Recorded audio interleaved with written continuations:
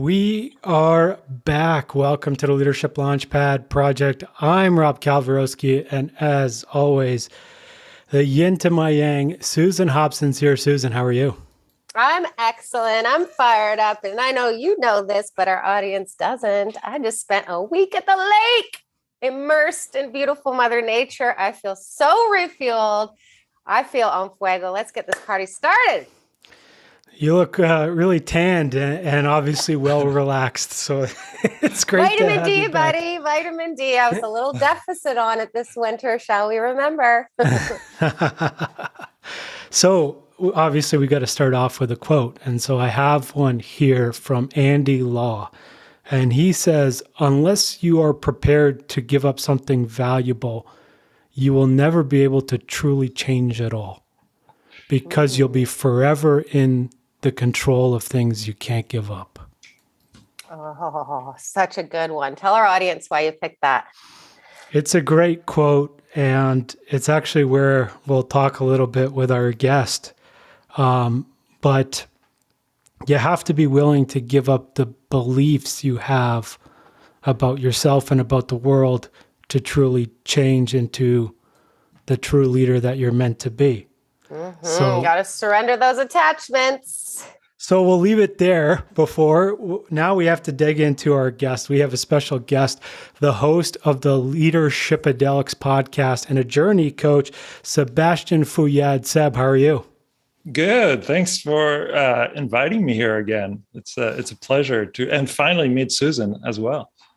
It's a pleasure to chop it up with you. I think this is our third time together, so this is great. Now, Seb, for folks out there, can you tell us a little bit about yourself and what you do? Yeah, this is always a funny question. Tell us about yourself. And that's evolved across the years. And then today, right before the interview, I was like, well, I'm the sum of all those parts. I'm the sum of all those many parts. I'm like a husband, a dad, artist, musician, writers, host, like you mentioned, like coach, guide, a lot of things. I don't know. Some people would say Renaissance man, but like I spent like 27 years in the tech industry. I've done startups, big corps. And then the last 11 years, I've been a spiritual rebirth that's still happening.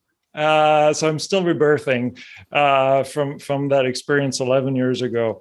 And it all started, I was born in France, raised Roman Catholic, like a very different mindset from where I'm at right now. So, and I love the quote that you gave at the beginning. There's a lot of synchronicity in that one. I am dying to know how on earth, since you're a journey coach, what I want to ask you is how on earth did you go from big tech startups, all this in the business world, to spirituality, right? And all of this that you're doing in the psychedelic space now?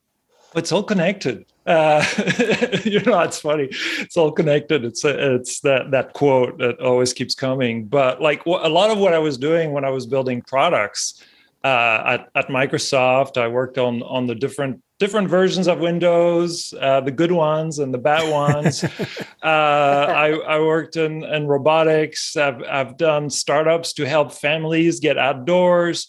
But it's always been about the journey. It's always been about, seeing where people are at and where they might struggle and how you can come in and help them and where you can take them from there. So, that's the similarity there. And then, the spirituality that just kind of hit me. Like one day I was doing some yoga, I had my out of body experience, and I can dive into that. And I was like, there's a little bit more to what I'm doing already to really take people on those journeys. And let's start exploring that. And that was 11 years ago. So let's talk about that, right? And obviously I know, but your first sort of spiritual or even, different mindset experience was not with psychedelics. It was just through breathing and yoga. Do you want to tell us a little bit about that? Right. So about 11 years ago, I was doing yoga teacher training with a student of Maharishi, who was the yogi for the Beatles. There's a lot of stories around that, but he was teaching us what he calls Kriya Yoga, and Kriya Yoga is something that's mentioned in the book, The Autobiography of a Yogi, as well. And it's like a 2-hour breath exercise that is really meant to break you down and to make you face all the facets of you, the dark, the light. And my first class, I went in there with a completely open mind. I had no idea what I was getting myself into. I was like, Kriya Yoga, that sounds cool. I'll try it out. It's part of teacher training. At the end of those 2 hours, you have your eyes closed. The teacher controls your breathing. At some point, you do like a primal scream. So there's a lot around primal scream therapy, which is a whole different can of worms. But you do all that, and it's a group. It's about, it could be 20 to 30 people. So there's a lot of energy. Wow. At the end of that, we do some humming, eyes closed, and you kind of breathe where you feel the humming in the front of your face, and it creates those vibrations. And when that happened, I just got transported somewhere else. I was like in a room. There's a design, a symbol on the wall, and that lasted only like 5 to 10 seconds. But that just I had tears. I was like, oh my God, all this spiritual BS, which is what I called it at the time, is true. Like there is something more there, and that really shook me up, like in a good way, in a way that my engineering mind, my Roman Catholic mind, was like, wow, well maybe I should like explore this a little bit more. So that was kind of what started the snowball or the spiritual rebirth 11 years ago, and it hasn't stopped. When did it become entrepreneurship? Like, when did you actually get so far into this sound healing, yoga, breath work, healing journey that it actually reached that tipping point for you? Well, the entrepreneurship has always been part of me. Like I started in 95. I built my first company when I was in college. I wanted to help people build websites and like database-driven websites, and I was a total geek, and I loved it, and I could create, and it was fun. So that's always been there. But then what happened is the mix of missing that entrepreneurship, working at a big corp, plus that spiritual journey, that was too much. I mean, there was different layers there. There was, I went into an emotional breakdown at one point where I was like, wow, like, what am I doing in this box in corporate America where I could be so much more? And then, by the way, I could help others be so much more. Oh, and by the way, there's all those different facets of me that I have kind of boxed up and forgotten about that I want to explore. And so that happened, that hit the tipping point maybe 4 or 5 years ago, where it all kind of came together. And I was like, wow, like, how do I make sense of all those things within me? How do I find harmony? And that's when I hired a coach, a life coach, a friend of mine that I've known for 10 years. And I was like, dude, like, if I think about this as a product person, can you help me become the product I want to be and be part of my team and help me avoid maybe the patterns I've been in the past when I started doing startups, so I can like make more progress this time. So he helped me out, and that's why I'm here now. And what's the product you want to be? Oh man, I'm still figuring it out. But it's I want to be my authentic self. I don't want to box anything in. I want to be able to help others and inspire them to find their authentic selves. And whether it's through my music, through my art, through the retreats I organize, through the coaching that I do, and in those retreats in Peru, I also lead ceremonies like mushroom ceremonies. So, and I play music during that. So a lot of that is kind of layered together to help people. And it's not limited to people. I mean, if a company comes to me and they're like, hey, by the way, we have this team and we want to help them, realize their vision. and find their creativity, find what makes them special. Like I've got the experience. I can help with that too. So it's a lot. It's still a lot. I'm curious in terms of all this awakening, where that's typically what it's called, right? What you're describing in terms of this spirituality that you found. And now it sounds like it's put you on a journey or a path towards wanting to realize your full expression of your authentic self. Is that fair to say? Yeah, I mean, I feel like I've been realizing it for the last few years, and it's more helping others realize it. It'd be hard for me. I think it'd be hard for my kids for me to realize it even more than I'm already realizing it. Like the shirt I'm wearing right now is like Ganesh. It's very colorful. My 14-year-old is like, Dad, please don't wear that when you come to my school. So I think it's plenty realized now. I think I got to bring more focus and momentum into some of these aspects so they can build upon themselves.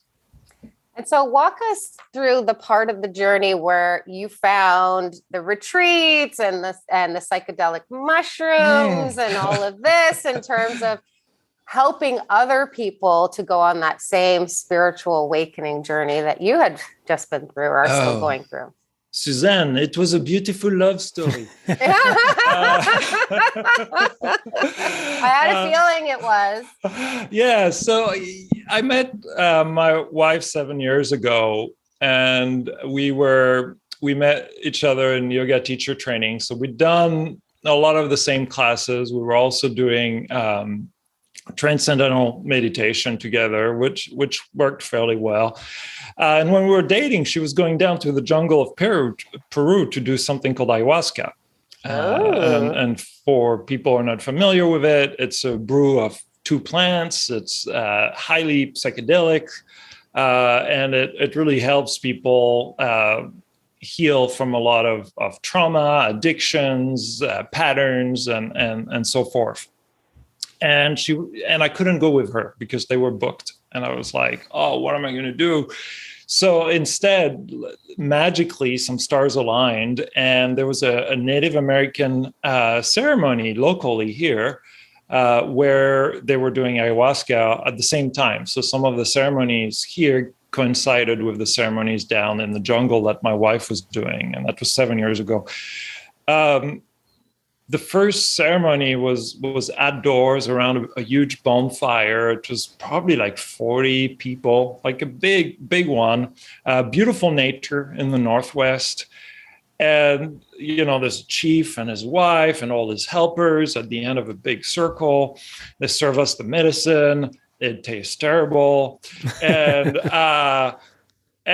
again, I go in there with an open mind, completely open mind. I had no idea. I'd never done psychedelics. I'd never done any types of drugs, a little bit of cannabis, didn't drink. I was like, oh, what's going to happen?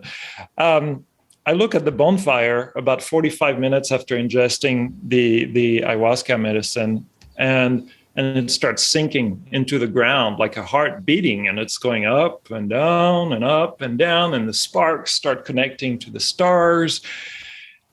And I was like, oh my goodness, this is amazing. And then I start doing my yoga practice because those go really well together. And so I start doing my program, my transcendental meditation practice, repeating my mantra. And I just leave my body right away. And then it's just, I connect with my wife who's down in the jungle. Even my engineering mind also tried to test the connection by exchanging a number, which is, I could go into that story. Then I see the birth of our daughter, the spiritual birth of our daughter that was born 2 years later.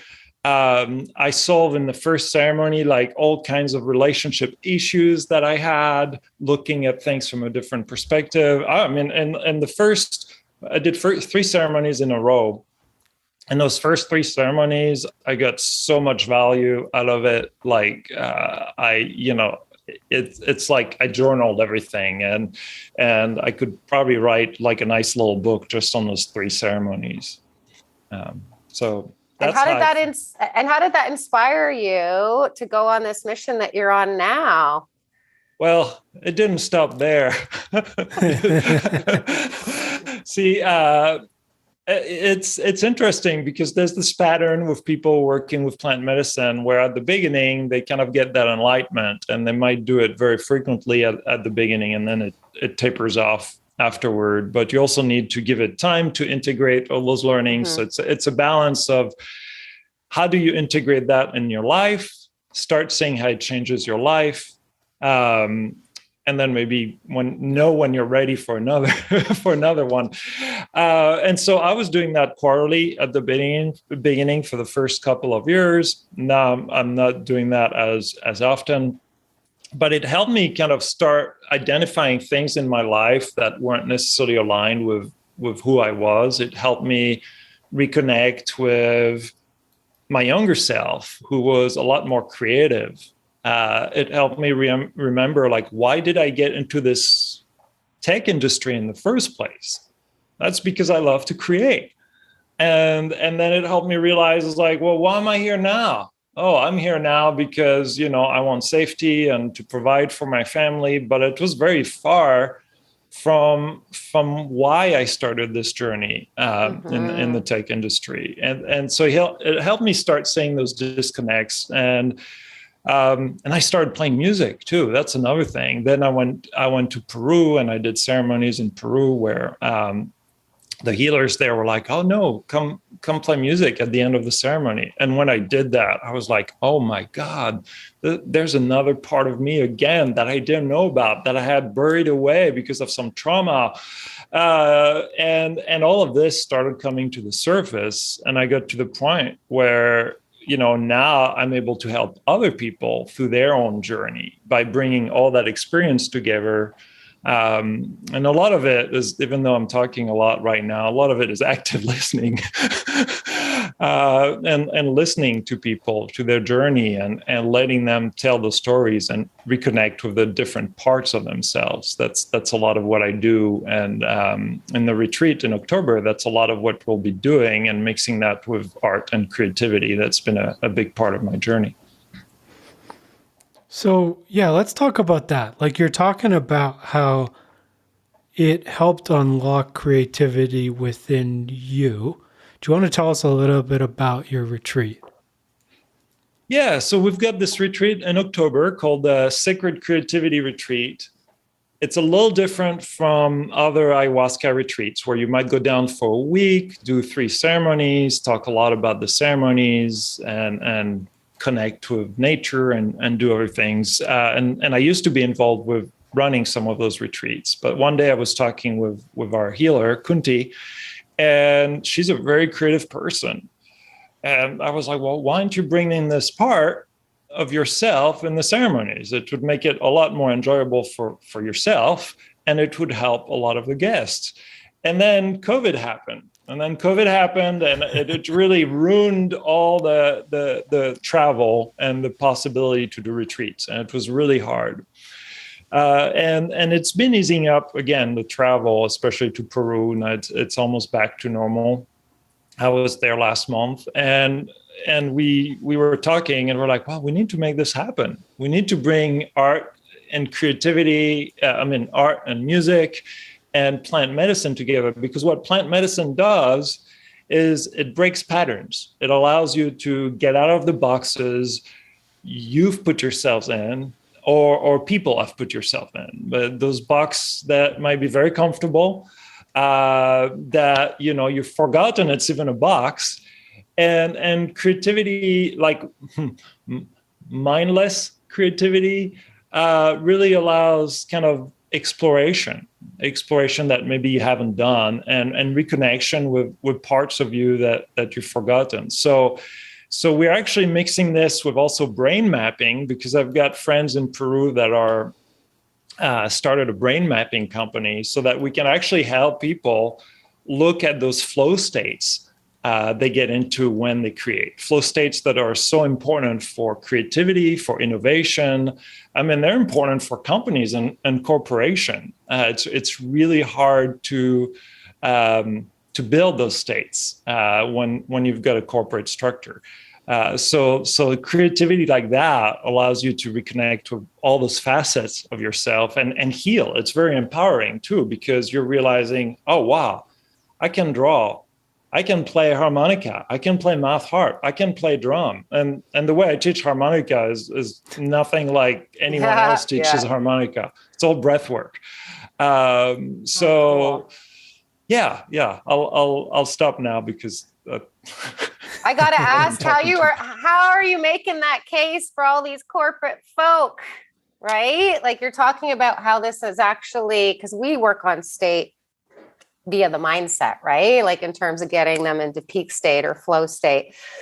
But I have to ask, like, how do you get the corporate folks to entertain the very idea that psychedelics could actually be an avenue to that? It's not easy. That's why I'm asking. Well, that's good.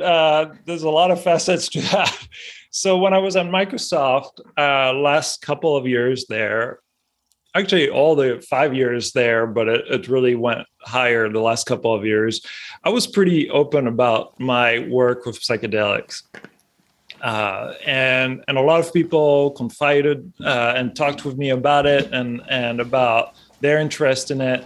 But I never had like HR say, well, how can you make this happen? Like, this is awesome. Because, everybody is worried about the risk and the liability of doing psychedelic as a corporate event. And they should be, because it's not for everyone. Like if you see our application form for the retreat, there's like 7 pages where I go through people's medical history, what their intentions, previous experience with psychedelics, because we really want to understand where people are coming from and set up a safe experience. So it's really hard to make that case for like a corporation that says, well, everybody on the team is going to do ayahuasca in Peru. Well, good luck with that, because, just doing it this way is actually against what I recommend people to do. It's like people have to feel called to that. They have to make the decision on their own. It's really a spiritual experience. And the part of spiritual is that it's my journey. It's my exploration, my growth.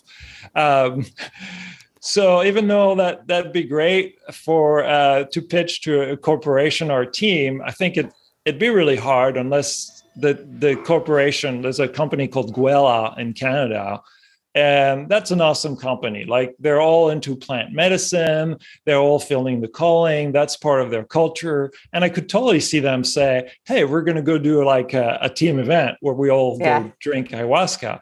But, for a company like Microsoft, it would not also so much. Not so much. Yeah, not so much. So how is it that you work with these business people? They feel called. Yes. They come to you on an individual level, right? Because they're ready to go on that journey. Yes, it's more on an individual level. I mean, as you've talked on the show, there's a lot of burnout right now. Yeah.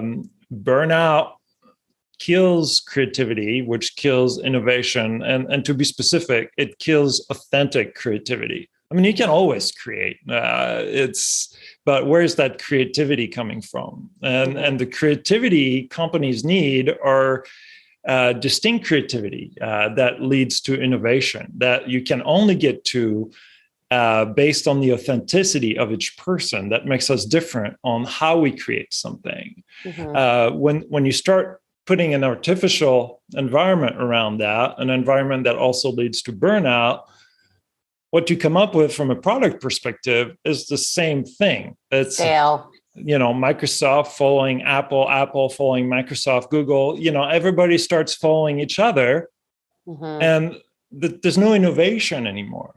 I mean, you're starting to see that with electric cars now. So when Elon Musk wants to work everybody hard, well, guess what? see where your innovation is going to go in 10 years if you keep doing that. Like, how do you give people the space to come up with those new, fresh designs for your cars? Because your car is starting to look like, I don't know, the Ford Taurus of the 90s now. I've seen the same design for the last many years. So, yeah, how is that going to happen?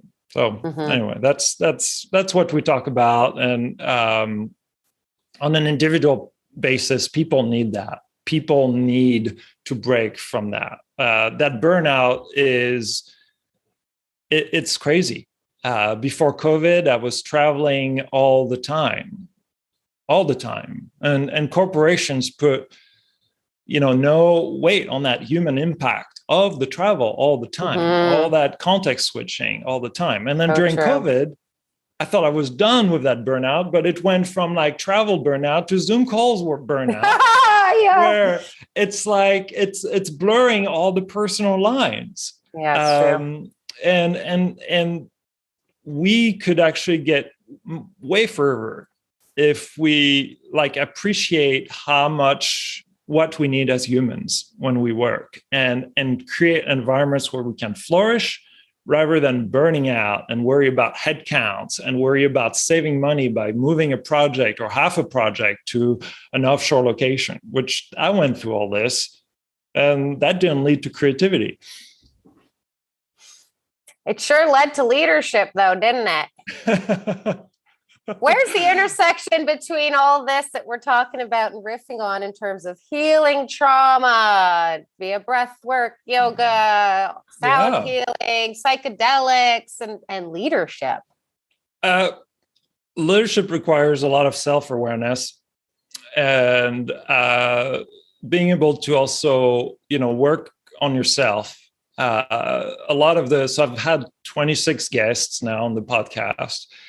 And they've all had hardships. They've all had wounds. They've all had traumas. That's part of being human. You can't really skip those.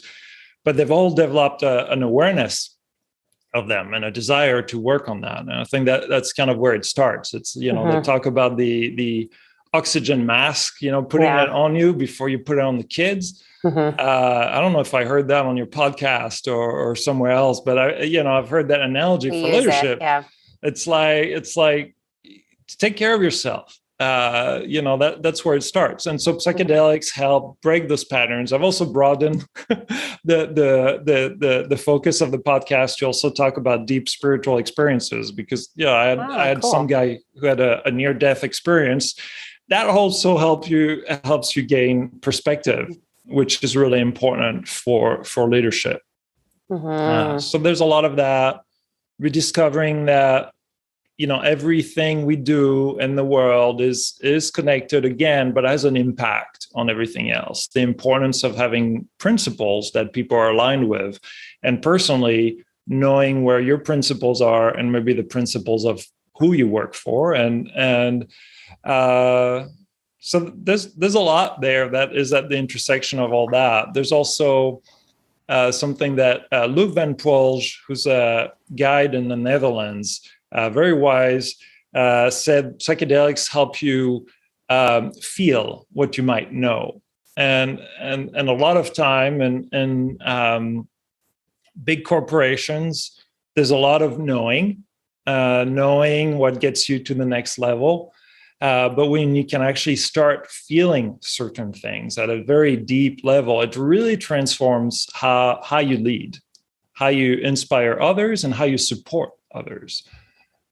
So that's the intersections that I've been exploring over the last year on the podcast. I love that, and I guess where I want to ask you, Seb, is as folks start feeling or they start hearing, what are some of the signs that they should be called or they are being called? Neo. Well, some of the signs might be struggle at the beginning. You might kind of struggle realigning some of the things you're discovering within yourself with where you're at.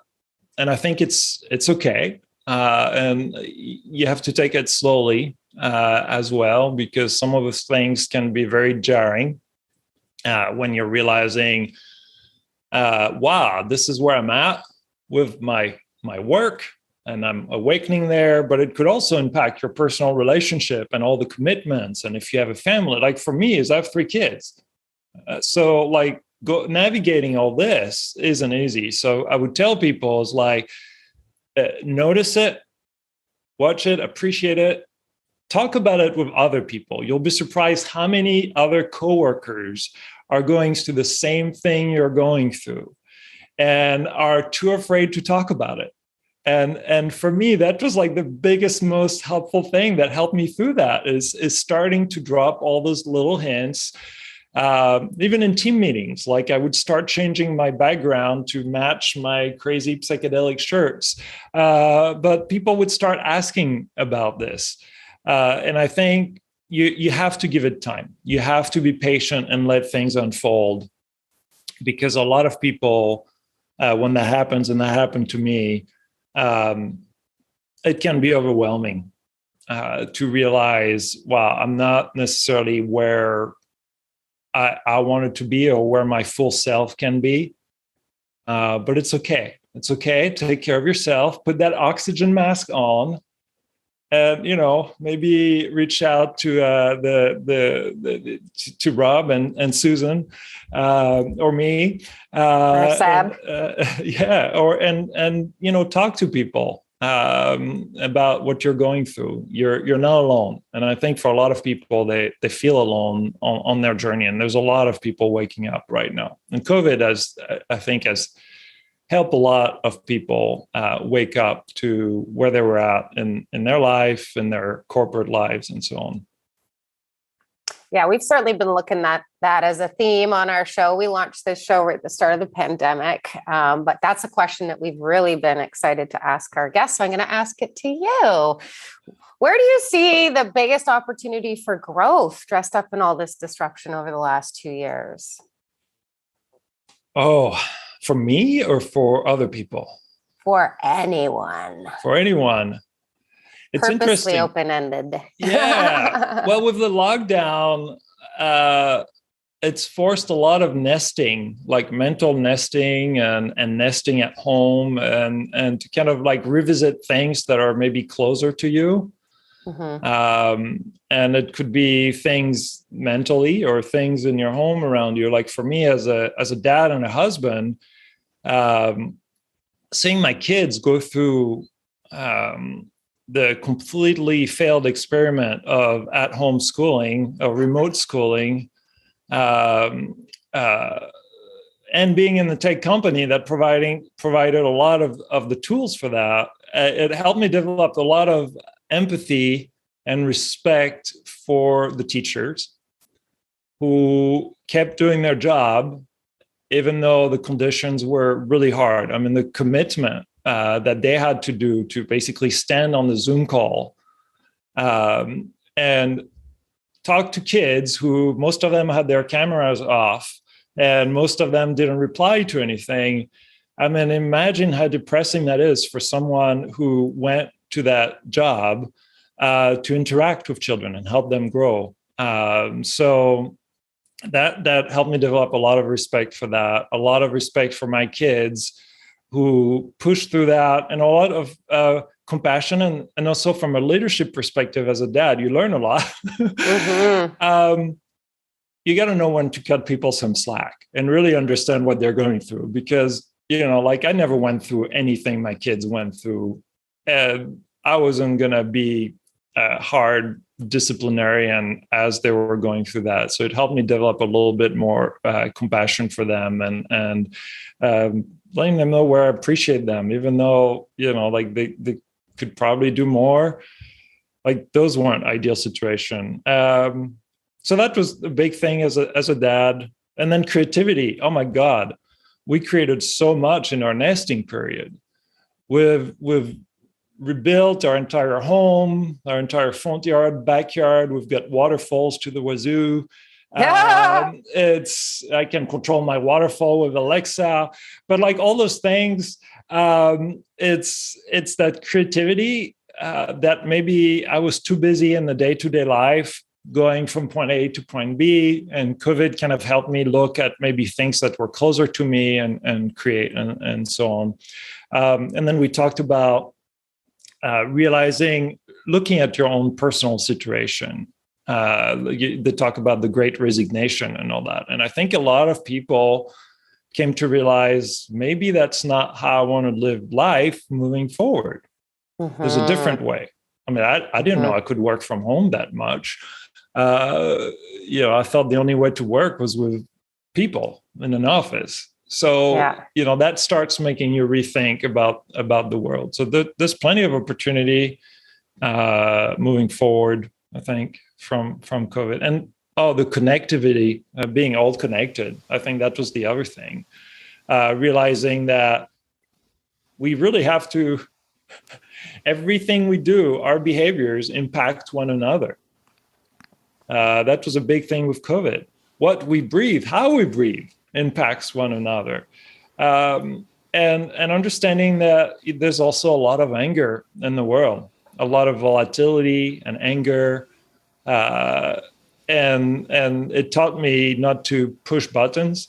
When you're in close quarters with your kids and significant others, I mean, it's the same at the level of the country. We get more likes when we push each other's buttons on our social feeds. People seem to love doing that. But, it's like we got to learn to disarm the powder keg.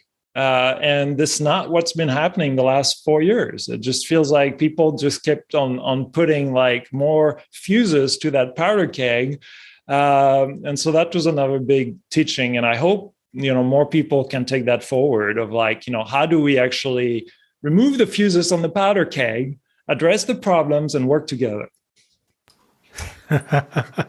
That's the awakening that folks need to have. Exactly. And I was going to say, it's essentially what spirituality is. We're all connected. So I kind of saw that in what you were saying at the beginning before I even asked that question in regards to the awakening that everybody is having, right? Like everybody is awakening to their humanity because now we can see the dog or hear the dog barking in the background, right? Or the kid coming into the background. It's humanized us, right? Like to a large degree. And there's tons of anger in the world, but that's because it's been very traumatic, this disruption. What better time for a journey towards healing that trauma and learning about how to embrace connectivity and humanity and spirituality so that we can create and innovate and grow from this experience. Yeah. There's, from a creativity perspective, I feel as humans, one of the roles leadership can help with is remember the amazing things we can build together when we come together. Exactly. And we've sold ourselves short in corporate structures that are, the leadership 1.0 structures. And I think, where that leadership 2.0 can go is help us really reconnect with what we can do as humans when we come together, when we're aligned and believe in a vision and a mission and really see each other for the spectrum that each of us is. So I'm excited about that. I don't think everybody's going to take it. I think some people are just ready to go back on the same old thing and they'll try. Like when you talk about burnout, you've got those big companies that have created environments for burnout that are now acting all innocent. It's like, oh, well, we don't know what's going on. Like our workers are burned out. Let's put a plan in place so they're not burned out. Like some of those things go with the DNA of the companies, and they really have to look in, just like everyone looked inside themselves. Companies need to do that too. I love that. And it's absolutely true. And it's even what you mentioned about COVID was the data shows that folks are working 2 hours more per day.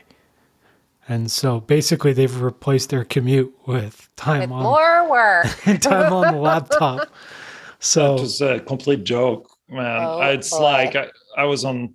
It was on Zoom. It was Teams calls, but I did the thing is, for me, it was easy to set my boundaries because I really knew what else I wanted to do. But for some people who haven't been trained to set their boundaries, it's very easy to get walked all over themselves by what the company is asking. And it's like, no, you're going to have a call with India at 8 p.m., at 9 p.m., or at 6 a.m., and followed by a call with China. And that just, it doesn't stop.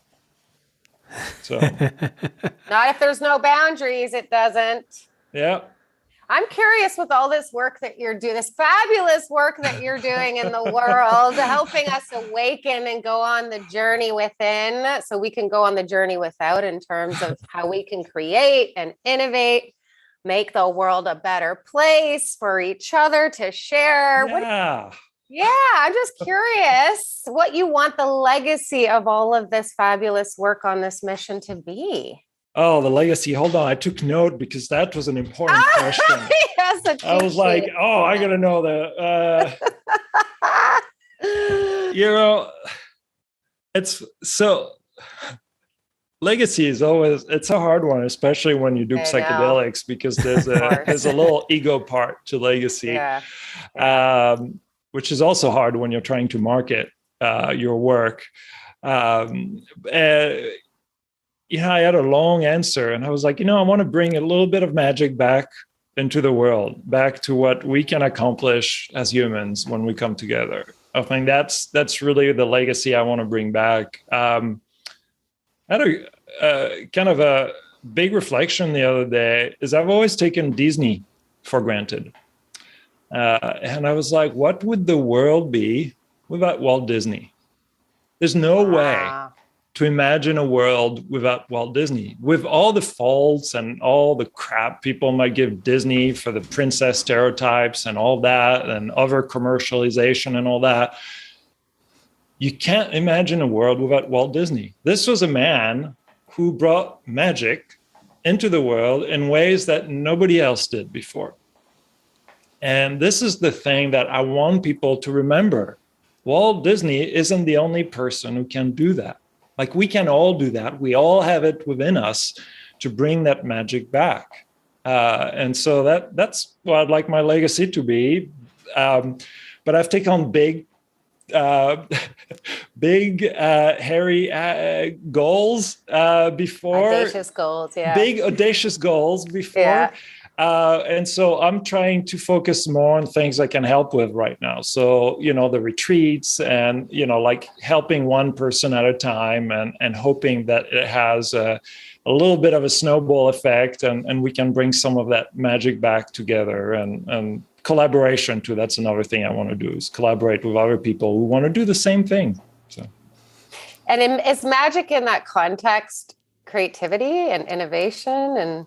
It's creativity, innovation. It's helping people see something that maybe they hadn't seen before. It's taking them on the journey that they didn't know they could get on that journey. They didn't know there was this side of themselves that could go on that journey. So a lot of that is creativity. Like what we're doing with the retreat in October is I'm going to teach people to play some instruments where they've never played instruments before, but it's empowering. But it could be like designing products. It's like, wow, I designed a product that is so different, so new, but it made your life, different in a way you couldn't have thought about. That it's amazing. And Disney does that too with their rides and their movies. They make you see things that maybe you didn't see before. So that's a little bit of that magic. Yeah, possibility. Just magic. Yeah, it's hard because those words are so overused, but they really mean something. And so thank you for asking me to drill into that. That's the big question. So Seb, for everyone out there, if they're looking for the retreat, we dropped the link in the podcast notes, but it's fouillade.com. Now, FOOYAD.com/sacred medicine creativity. And actually, no slash, just go to FOOYAD.com and you'll get there. Like, it's the first item I'm promoting on there. And we have a 25% discount right now. So if people mention that, we'll definitely honor that. But FOOYAD, it's the phonetic spelling of my last name. Because when I moved to the US, people couldn't say Fouillade. And in order to be efficient, I started spelling it phonetically in my signature, business cards, and everything. And I was like, I might as well do that with the website. And for people who stop by the website, there's a little Easter egg. If they look at the logo that I used on the top left of the website, it's the actual symbol that I saw in my first out-of-body experience. So I'm honoring that. I was like, I searched for hours what I wanted for my logo, and I was like, I'll just pick that symbol. It's meaningful, see? Thanks. I love that. So folks, head on over there, Fouillade.com, check out the retreat, and you can also find the Leadershipadelics podcast wherever you find this one. So you can check out that one. Seb's interviewing folks. I was on it in episode 3, I believe. I actually interviewed you for episode 0. Yeah. So that was another great one. You can check us out there. Is there anywhere else you want folks to find you, Seb? I also play flute every week. I do little what I call Flute Friday reflections. It's less than 2 minutes. So if you want to see that in your feed on LinkedIn or on Facebook or Instagram, you can follow me from Fouillade.com. There's all that information there. And it's fun. It's a little bit of a reflection. I try to go in fun nature spots, and it's all improv. Usually one take, unless there's some airplane that flies right above me, which I'm learning I can't control that, even though I've done all that work. It's not Jedi power yet.